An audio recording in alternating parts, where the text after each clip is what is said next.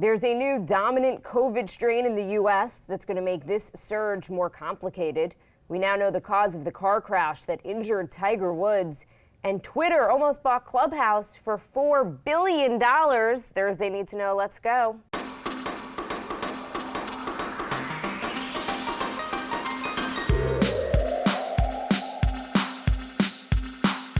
Good morning. This is Cheddar's Need to Know podcast for Thursday, April 8th. I am Jill Wagner with Carlo Versano.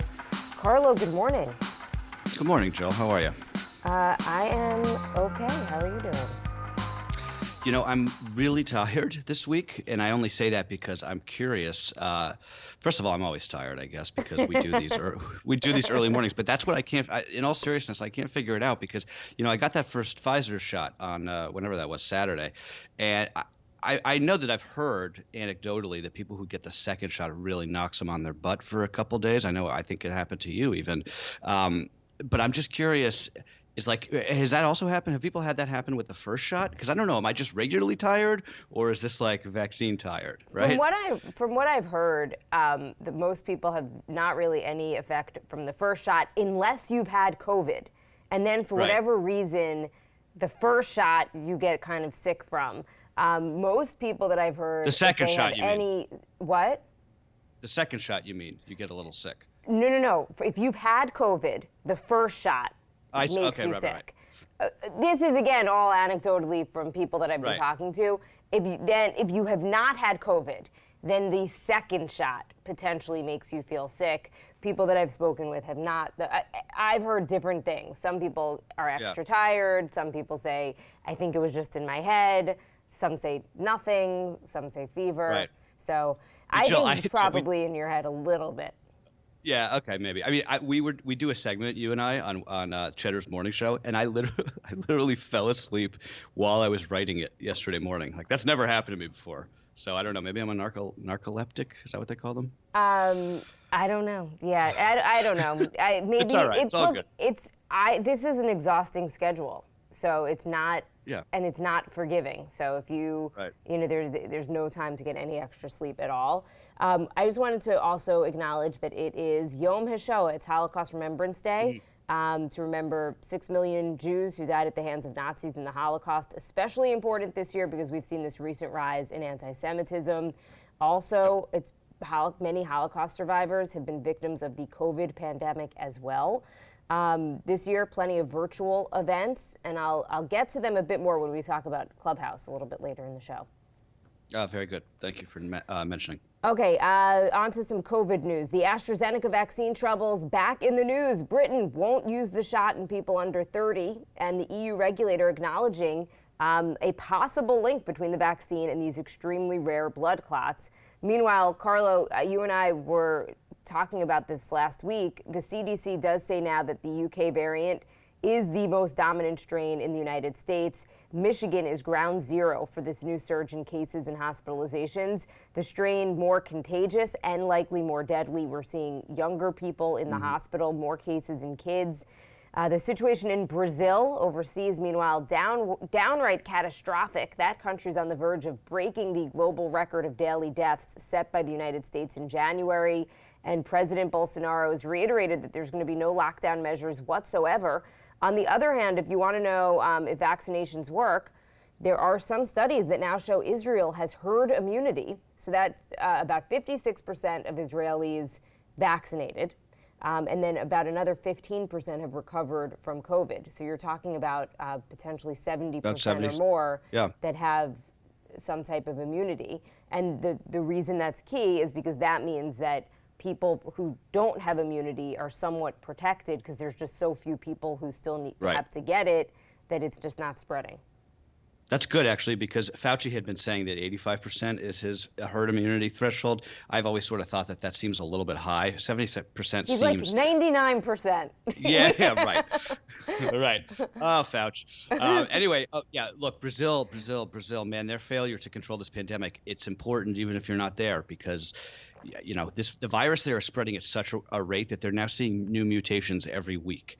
So eventually some of those mutations are going to hop on a plane, right? They're going to get on a plane to JFK and they're going to be in New York or whatever. So it probably they already have. Some of them actually have. We have seen some of these Brazil variants here. On AstraZeneca, I mean, I don't really know why the UK picked 30 as the age cutoff. These clots, again, I know they're exceedingly rare, right? I think about 200 out of 34 million people vaccinated. This is just going to be a very big problem. I know we've said this before, but this is the most widely used vaccine in the world. Something like 111 countries are using it. The thing I do want to keep an eye on, someone keep me honest on this, is just whether these clots are going to start being reported in Johnson & Johnson, because that's the same vaccine technology. AstraZeneca and Johnson & Johnson, they're different. Astra's 2 doses and Johnson's 1, but the J&J vaccine is basically the same technology. So it hasn't been as widely administered. So that's something just to keep an eye on. That's very interesting, Carlo. I interviewed this woman who wrote an article in The Hill. It was an op-ed just about why Europe's vaccine rollout has been such a debacle. It's a lot of stuff we've talked about, but one stat that struck out at me, she said 36%, only 36% of Europeans feel that vaccines are fully safe. They strongly agree with the statement that vaccines are safe. 36%, that's crazy. That means that predominantly most Europeans do not think that they're safe. And a lot of it has to do with a lot of this information about the AstraZeneca vaccine. The UK just approved Moderna as a third vaccine option there. So perhaps they feel like they'll have enough with the Moderna vaccine. I don't know. I don't know what's going on there. Also, a pretty big study this week that showed a third of COVID survivors are being diagnosed with some kind of neurological or psychiatric disorder within 6 months. And this says anything from anxiety disorders and, in more rare cases, strokes. Really frightening, and I guess, again, speaks to just like the importance of not getting COVID. So get your vaccine. And getting vaccinated, yeah. And I mean, I wonder how much of this is psychosomatic. I don't think we probably won't know until they study this more. But it is definitely scary. It's one of the reasons why I really still don't want to get COVID. Before we move on, just want to make one important point on the vaccines. The 3 approved COVID vaccines, incredibly effective by every measure, but they are not fail-safe, right? So as more people get vaccinated, more vaccinated people will inevitably get COVID. Although those infections have been generally mild so far, experts say the public and especially the media need to understand that these so-called breakthrough infections are rare but to be expected, and that monitoring them will help determine if and when booster shots will be necessary. This is a very important point. That's also one of the reasons why you still have to be vigilant and wear masks as long as the virus is still circulating in your community widely for that exact reason. And it's just, again, why herd immunity is so critical to just finally killing this thing in its tracks. This has been a big hobby horse of mine, Jill, just because I go crazy when I see news articles. It's usually local media, but it's often national media too. And they have headlines like this person was fully vaccinated and they got COVID. And it's just this sort of like fear mongering. That's gonna happen, right? These things are not 100% effective.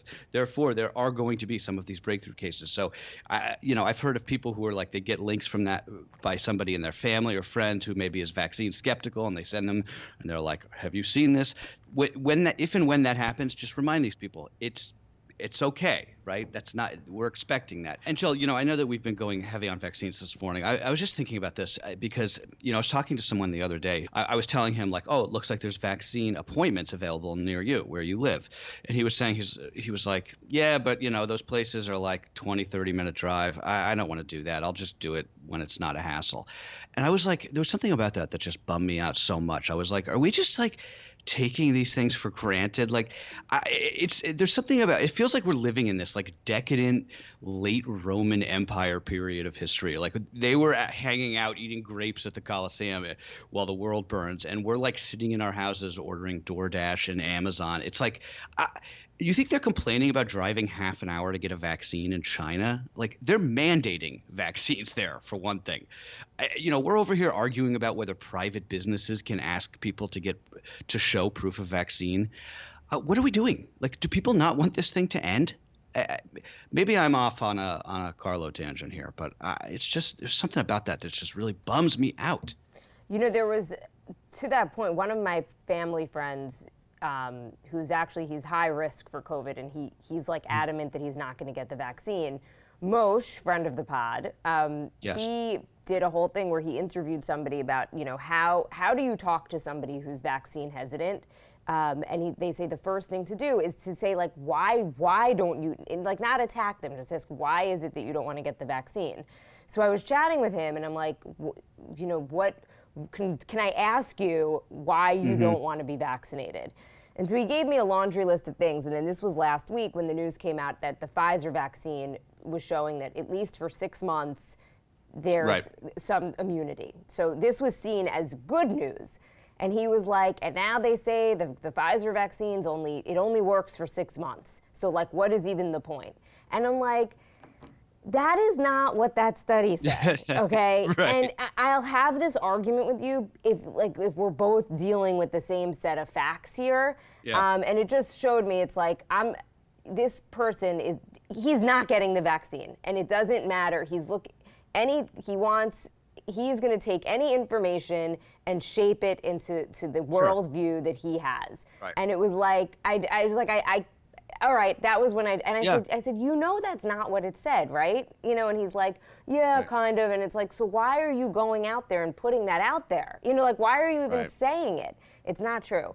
Anyway. By the way, that's a problem that is much bigger than just vaccines, right? There are people in this country who are living in an alternate reality. All right, Carlos, switching gears, let's talk a little politics. President Biden says he's open to good faith negotiations on infrastructure and corporate taxes, but is not open to doing nothing. The president said he didn't buy criticism that his infrastructure proposal's overly broad by including money for things like childcare, which Republicans argue is a Trojan horse for liberal priorities. The question about what is and isn't considered infrastructure is sort of the big talking point in D.C. this week. It's almost quaint after the last 4 years, isn't it? That's the big news story. The Treasury Department, meanwhile, estimating that Biden's tax plan, it would bring in more than $2 trillion over the next decade, while also slowing GDP growth very slightly, about less than 0.1% by 2050. But more importantly, I think, is what he's trying to do is close some of these loopholes in the tax code that I think really every American would agree are just not okay, right? Wherein American companies shift their profit centers overseas so they don't have to pay taxes here. Also, his tax plan is not particularly, putting the infrastructure aside, Biden's tax plan is not particularly controversial. I just saw this last night. Gary Cohn, who was Trump's chief economic advisor, he was sort of the architect of the Trump 2017 tax cuts. He came out last night and was like, yeah, 28% makes total sense to me. We actually cut taxes lower than we probably should have. So I think it makes sense. I mean, that's the guy who, Trump tasked with cutting taxes saying that. That's why I wonder why the Biden administration didn't say, let's restore the taxes to the level that they were. Right. And then they'd be this big then they would have had this huge compromise by ending up at 28%. Yeah. That's like parenting 101, right? I mean, exactly. I give my daughter 2 options that I'm okay with. Okay, do you want to wear the red shirt or the blue shirt? And she's like, can't lose either way. Okay, we're also expecting that Joe Biden's going to take executive action on guns today, something that targets ghost guns. Those are firearms that don't have serial numbers and are harder to trace. He's also going to nominate a well-known gun control advocate to lead the ATF, which has been without a permanent head since 2015. Okay, just one thing I wanted to mention. If you're wondering perhaps why Biden is not trying to push gun legislation through Congress like he was doing with the stimulus package, like he's probably going to have to do with infrastructure, it's because Democrats can't ram it through with budget reconciliation. It actually needs those 60 votes. So they'd actually need 10 Republicans to get on board, which is a tall order. To say the least. That's a very good point, Jill. Also, Joe Manchin yesterday coming out and saying there is literally no situation in which he would vote to blow up the filibuster. So that thing ain't going anywhere as long as the current Senate is in this, how it is. Okay, the focus on day 8 of the Derek Chauvin trial turned to George Floyd's drug use. The investigator who led the probe into Floyd's death initially testified that he heard Floyd say, on police body cam video, "I ate too many drugs," but then he revised that on redirect to say that he thought Floyd actually said, "I ain't do no drugs." Yeah, that was sort of the big headline out of the trial yesterday. A forensic scientist also testified that pills found at the scene did indeed contain pharmaceutical-grade methamphetamine and fentanyl. This is only relevant because the defense is really hinging on this theory that Floyd basically died of a drug overdose under Chauvin's knee. So that's why for the next few days, probably, we're going to hear a lot about these issues of what drugs he was and was not taking, what they found, what they didn't find, whether he had prescriptions for those drugs, et cetera. And many have pointed out, like, George Floyd isn't on trial here, right? It's Derek Chauvin. So right, yeah. It's, you don't want to muddy the waters here, but again, this is what the defense is talking about. Twitter was reportedly in recent negotiations to acquire the buzzy audio-based social platform Clubhouse for $4 billion, although talks have since stalled. Clubhouse, which does not yet make money, has also been in talks to raise funding at a valuation of about $4 billion, as it benefits from the popularity of live audio apps that let people essentially host their own radio shows and interact directly with the audience. Are we the only people in this business who aren't making money doing this? It sort of feels that way sometimes. I shouldn't say that. I mean, we're paid, right? We're not doing this for free, but it's like there's a lot of money in this sort of podcasting live audio business. Although, check this out. I looked at this yesterday. So Clubhouse statistics. This is via Sensor Tower. February, 9.6 million people downloaded the Clubhouse app. In March, guess how many? 2.6 million. That's a huge month-over-month decline. So I just don't know. Some of these things, they feel like such big things, and then they just like totally go by the wayside. I don't know. I mean, look, I have no idea what the future of Clubhouse is. I've recently been on a lot to try and just figure it out. It's very interesting. It is a really fascinating platform. I wonder, though, when things get back to some semblance of normalcy and people go back out there, do you want to just be on an app? Like, are you going to want to listen in on an app of people talking about a subject? You're probably going to be out and about, right? I mean, like, it's mostly young people that are using this, I think. Yeah. And they'll probably rather be at happy hour than just like sitting home on Clubhouse. The thing I wanted to mention that I thought was pretty cool, though, that I've been listening to is there's a couple of groups that have been bringing Holocaust survivors on. And it's incredible because these Holocaust survivors are telling their stories. In some cases, they're able to connect with other Holocaust survivors that they never, A, we're in a pandemic. Wild. B, some of them are in different countries. I'm interviewing someone from B'nai B'rith today about Holocaust Remembrance Day, and they're going to be doing this event where they're going to be reading Holocaust victims' names. So it is a platform that's being used in ways you wouldn't necessarily expect. Yeah. Like, it's not just Silicon Valley types getting on and talking about how to do a startup, although that is a lot of what's on there. I just thought that had been one of the more just unique and really fascinating ways that I've seen Clubhouse be quite effective. By the way, me and Baker were supposed to be doing a Clubhouse happy hour. Let's still do it. I'm down. Yeah, we should do it. All right, I'm sure Baker's down. By the way, just before we move on, sort of on the same not the same topic, but talking tech. Have you watched this Wework documentary yet? Yes, I have. You did? Oh, how have we not talked about this? I'm not finished with it. We're about like 2/3 of the way through. Oh, it's really good. It's wonderful. It's great. It's great. It's excellent. It's so juicy, and it's just wow. What a string of what these people were peddling over there, right? Wow. All about we except me, right? Like I just in terms of finish the documentary and then we'll talk about it on the podcast. Yeah. Yes, it's on Hulu, by the way. Yes. When the Masters tournament tees off from Augusta today, less than 6 months after the pandemic delayed the last one, the biggest superstar in golf, of course, will be notably absent. Tiger Woods is still recovering from that car accident in Los Angeles, the cause of which is now clear. Police say that Woods was doing about 85 in a 45 when he lost control of his SUV on a notoriously dangerous road. He was wearing a seatbelt and did not show any signs of impairment. Just unbelievable. Unbelievable. How self-destructive can you be? Like, even putting aside the fact that you're Tiger Woods and like you should probably be careful with your body, you're in the midst of like this comeback for the ages, right? Putting that aside, I mean, you're a father. Like, what are you doing going double the speed limit, right? I mean, nobody should be going double. Nobody should be doing 85 and a 45. But oh my God, thank God for seatbelts, There's right? thinking though that he possibly that he accidentally hit the acceleration when he was trying to hit the brakes to slow down. Does that happen? That's never happened to me. It's like a nightmare scenario. I don't know. Like that's part of the speculation because he showed he didn't hit the brakes even for a second. So it would lead you to I make guess. that assumption. I mean, I guess the only thing I'll say is, he's known for being fairly self-destructive, so it wouldn't surprise me if he was also like a speed demon, I guess. As for the Masters, the tradition unlike any other, the greens at Augusta, they're nice and pristine. The crowds are going to be thin, but they'll be there. The Georgia voting law, kind of hanging in the background this weekend, but the focus will turn to golf this afternoon. ESPN handles the first 2 days of coverage. It starts at 3 p.m. Eastern today, and then CBS takes over for the weekend. All right, Carla, will you be watching? Oh, yeah. I'm going for Rory this year. All right, everybody. That is what you need to know for Thursday, April 8th. See you guys.